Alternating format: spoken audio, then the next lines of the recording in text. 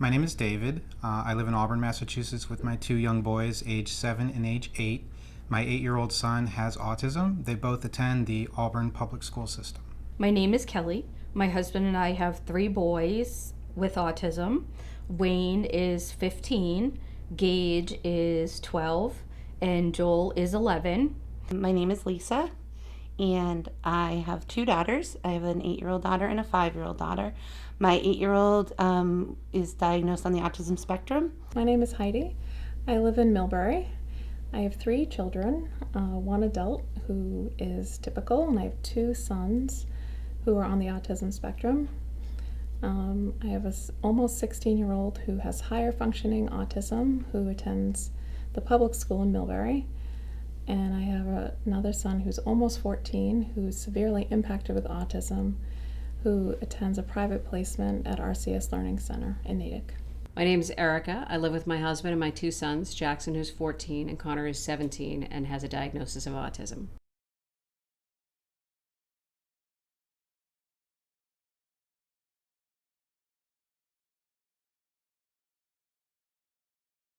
If anything, things are really more challenging now for my son who's 13.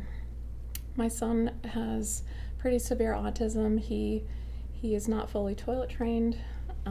He has very little language and needs constant care. I was a kindergarten teacher, so when my daughter went to kindergarten, I was so excited about her experience. And she'd had a fairly good year in preschool. There were some bumps along the way, so I had big expectations.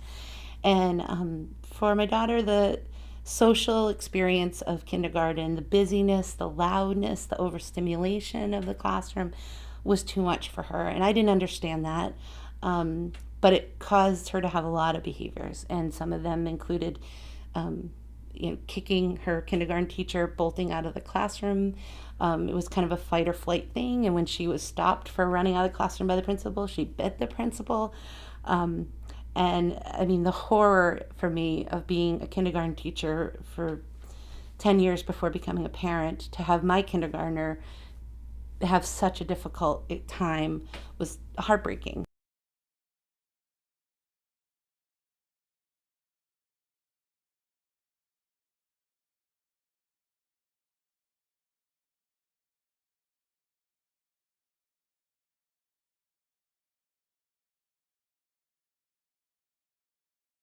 I would say the single biggest impact that having a child with autism has had on my own health is the fact that I don't prioritize it. I get to spend plenty of time at doctor's offices for my children, and remembering to make sure that I go for myself happens last on the list. Fortunately, my husband tries to remind me, but sometimes I listen to him, sometimes I don't. I have definitely gained a lot of weight since she was about 2 years old and things became more clear.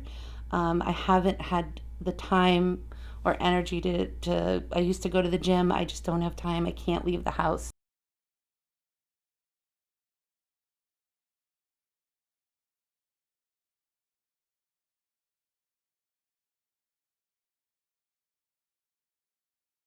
Not having the time for myself, I find a lot of times I run out of patience, which is really not something that you can do when you have children with autism. I had a long-time career with a corporate entity.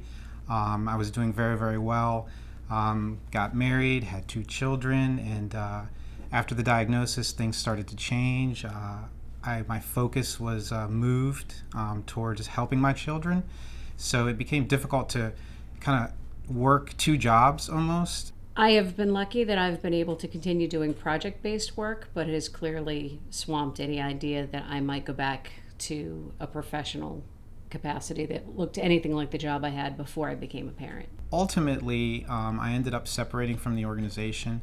It was a mutual decision, a hard decision for me. I had nearly 15 years with the company. My life isn't only about autism. My life is about having a career, which I take very seriously. And not only that, but I can't stay in my house my whole life. I do need to see the rest of the world. So I went to Germany, and it was successful. And then the following year, I needed to go to Germany, and it was unsuccessful. I did get that phone call that my son was in ICU, and I had to get on a plane and try and get back here for 12 hours. It's difficult to ask my boss because I feel like my employer doesn't quite understand what my challenges are.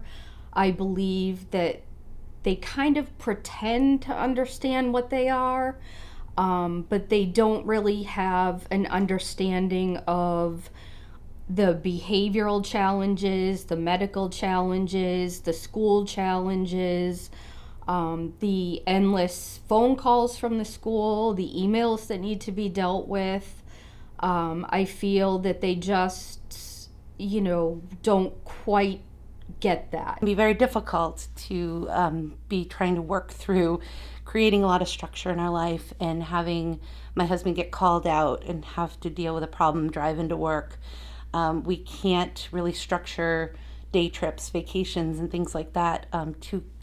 We can't do anything too far away. We can't be anywhere too long because he could get called at any moment. And there are times where we're in the middle of a full-blown meltdown with my daughter and he gets a call, and it's sort of he knows which person he needs to follow because he needs to have a job and he needs to his bosses call him, he has to answer.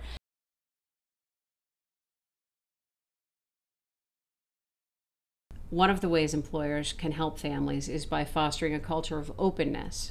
I think that the way employers could support employees that have children with autism is, having a work at home policy. Families, they understand they have vacation time, but, enabling a family to still use vacation time for vacation, not for an IEP meeting or a doctor's appointment or things of that nature. Flexibility with time, I think, still rings solid as what your employee who's living with autism is going to need first and foremost.